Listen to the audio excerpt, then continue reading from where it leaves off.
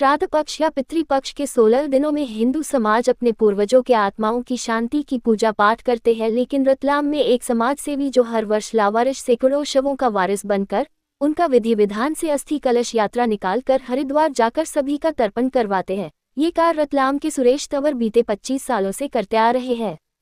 शहर की सड़कों से निकल रही इस अस्थि कलश यात्रा में भले ही कुछ लोग साथ में नजर आ रहे हो, लेकिन इस अस्थि कलश यात्रा में 400 से ज्यादा लावारिस शव की अस्थियां हैं। शहर के लोग इस पुनीत अस्थि कलश यात्रा में चौराहों पर पुष्प वर्षा भी करते हैं और सहयोगी भी बनते हैं।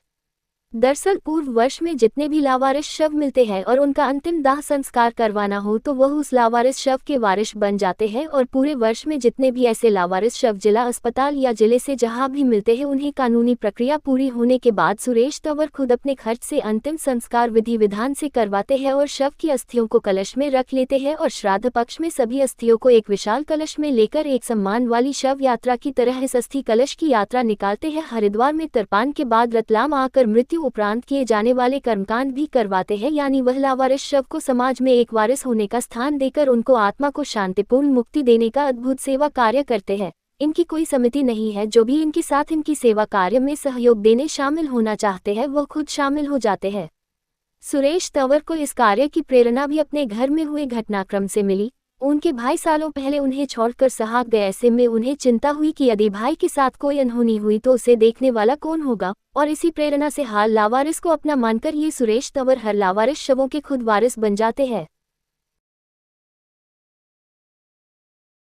अस्थि कलश यात्रा तो 9 साल से निकाल रहे हैं। इसे कार्य करते करते ये 28 साल हो चुके हैं। ये 407 अस्थि कलश यात्रा है। ये हरिद्वार में शांति कुंज के अंदर तर्पण होगी और ये अपने जवाहरनगर मुक्ति धाम में 2 अक्टूबर को इनका भोजन प्रसादी भी रखा गया है। ये लावारिस और असहाय लोगों की अस्थियां हैं। जो भी लावारिस मरता है तो अपन को सूचना मिलती है, अपन अंतिम संस्कार कराते हैं। असहाय गरीब जो यहाँ पर अपने जवाहरनगर मुक्ति धाम में नंबर लिख रखे हैं अपन ने, जो भी अगर से असहाय रहता है तो हमको फोन करके बुलाते हैं। उनकी प्रेरणा इसलिए मिली कि क्योंकि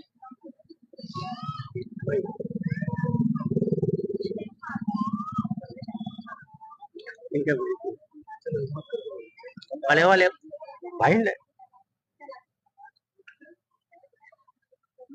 घर छोड़ा था, इसके कारण अपन ये असहाय लोगों का करते थे।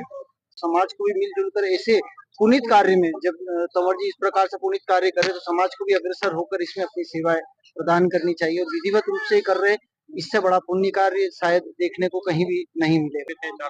शास्त्रों में लिखा गया है, बोलते हैं ना, असहाय और जो जरूरतमंद होते हैं जिनका कोई आगे पीछे नहीं था उसके लिए पूरा समाज होना चाहिए, और समाज अगर उसके लिए करता है तो उसको अनंत पुण्य कई जन्मों तक उसकी पीढ़ी तक तर जाती है। तो ये पुनीत कार्य ये कर रहे हैं, अंशभागी सभी लोग बने और समाज को भी, हिंदू समाज को आगे आके इस पुनीत में अपनी सेवा देनी चाहिए।